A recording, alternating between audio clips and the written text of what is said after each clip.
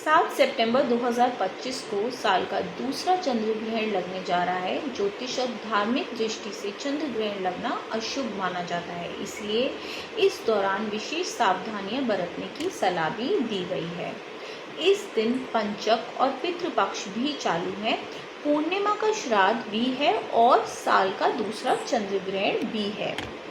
चंद्र ग्रहण का जो समय रहेगा वो 9:58 PM से 1:26 AM तक का रहेगा। सूतक पहले ही लग जाता है, इसलिए सूतक का जो समय रहेगा वो 12:19 PM से 1:26 AM का रहेगा। बच्चों के लिए, वृद्धों के लिए और बीमार के लिए जो सूतक का समय रहेगा वो 6:36 PM से 1:26 AM का रहेगा।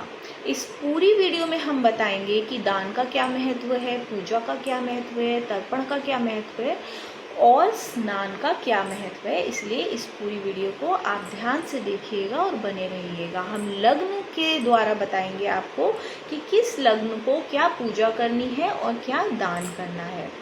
तो शुरुआत करते हैं हम सिंह, धनु और कुंभ लगन से। सिंह, धनु और कुंभ लगन पे इस ग्रहण का, चंद्र ग्रहण का प्रभाव सबसे ज़्यादा रहेगा, क्योंकि इनकी कुंडली में जो चंद्रमा है वो नीच का होता है।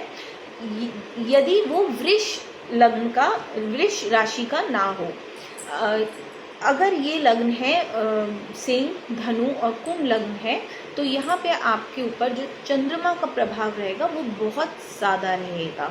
तो आपको जो दान करना रहेगा वो चावल का दान आपका सही लगेगा। आप चावल का दान करिएगा।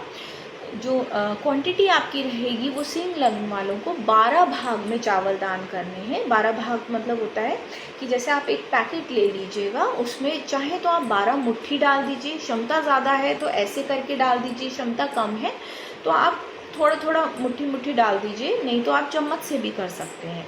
लेकिन 12 टाइम्स आप करिएगा तो वो आपके लिए उचित रहेगा, क्योंकि आपका जो चंद्रमा है वो द्वादश है, तो वहाँ पे लॉसेस आपको ज़्यादा दिलाएंगे।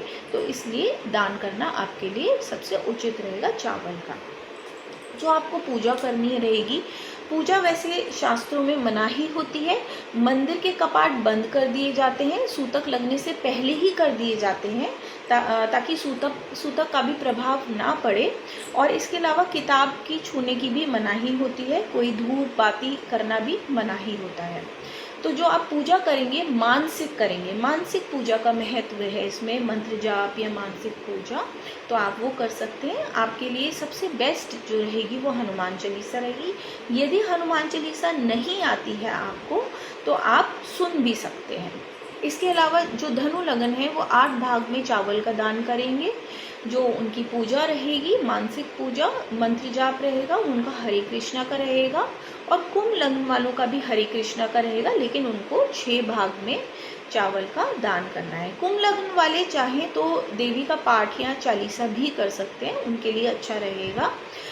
देवी का पाठ या चालीसा नहीं आती है तो इस समय आप सुन लीजिए, वो आपके लिए अच्छा रहेगा। इसके अलावा अन्य जो लग्न है, यदि उसमें चंद्रमा वृश्चिक राशि का है तो आपको भी ये दान चावल का करना रहेगा। जो ये 3 लग्न मैंने बताए हैं, आपका सिंह, धनु और कुंभ लग्न, इन लग्न वालों को एक काम और करना होगा, क्योंकि इन पे ग्रहण का जो इफेक्ट है वो सबसे ज़्यादा रहेगा।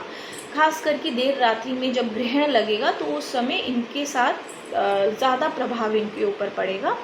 तो इनको करना क्या रहेगा, रात को जब ये लोग सोएंगे तो सोते में जहाँ पे आप बेड साइड में, जिस साइड आप चप्पल उतारते हैं उस साइड में आप एक कांच की ग्लास को भर के, पानी से भर के आप नीचे रख दीजिएगा और उसको ढकना नहीं है।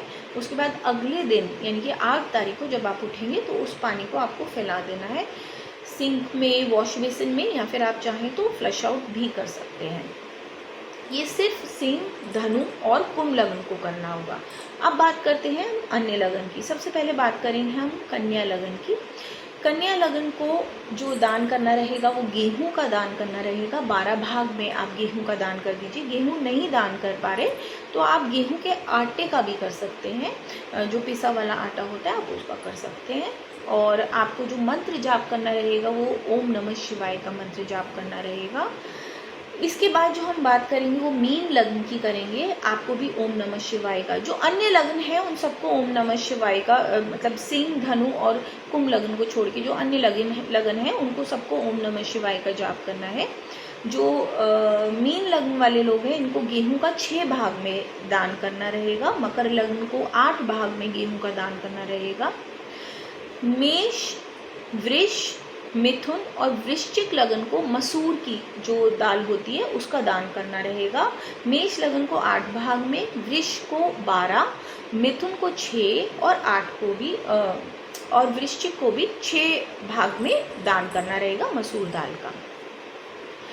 अब जो 2 लगन बचे वो कर्क और तुला लगन बचे, इनको चने की दाल का दान करना होगा और 6 भाग में दान करना होगा इनको चने की दाल का।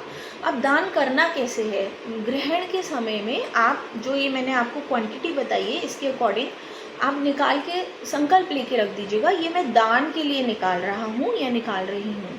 और जो आप दान के लिए निकालेंगे उसमें आप मतलब बोल दीजिएगा कि मैं ये दान के लिए निकाल रहा हूँ या निकाल रही हूँ। उसके बाद जो दान का जो सामान होगा वो आप किसी भी ब्राह्मण को या फिर आप किसी को भी गरीब को आप दान कर सकते हैं।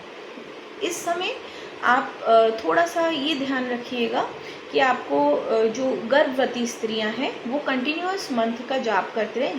जो मैंने आपको लग्न बताए हैं गर्भवती स्त्रियों पे भी ये लग्न लागू होते हैं, तो वो इसी के अकॉर्डिंग जो मैंने आपको पूजा पाठ बताई है, मंत्र जाप बताया, आप वो इसी लग्न के अकॉर्डिंग आप वो करिएगा, आपके लिए सही रहेगा। छुरी को, कैंची को और सुई को इस समय यानी कि 7 तारीख, वैसे तो आप पूरी सूतक लगने के बाद से या 7 तारीख से 8 तारीख तक अगली सुबह तक आप मत ही छुइएगा, वो शास्त्रों में मना ही है। जो गर्भवती स्त्रियां होती हैं वो छुरी को, सुई को और कैंची को हाथ ना लगाएं। जो आप इस समय पे सूतक लगने के बाद जो भी आप खाते हैं या पीते हैं तो उसमें आप तुलसी डाल दीजिएगा। तुलसी या तिल या फिर कुशा की कही गई है शास्त्रों में, आप ये 3 चीज़ें डाल सकते हैं। लेकिन एक चीज़ का ध्यान रखिएगा, अगर आप तुलसी या कुशा डाल रहे हैं तो उसको एक दिन पहले ही तोड़ लीजिएगा, क्योंकि फूल पत्ती तोड़ने की शास्त्रों में मनाही है ग्रहण के दिन या सूतक वाले दिन। मतलब जब से आपका सूतक लग जाएगा तब से लेके ग्रहण तक फूल पत्ती तोड़ने की मनाही है, तो आप एक दिन पहले ही तोड़ के रख लीजिएगा और फिर वो अपने खाने में डाल लीजिएगा, दूध में डाल लीजिएगा, पानी में डाल लीजिएगा। चाहे तो आप तुलसी डाल दीजिए या फिर आप कुशा भी डाल सकते हैं या तिल भी डाल सकते हैं।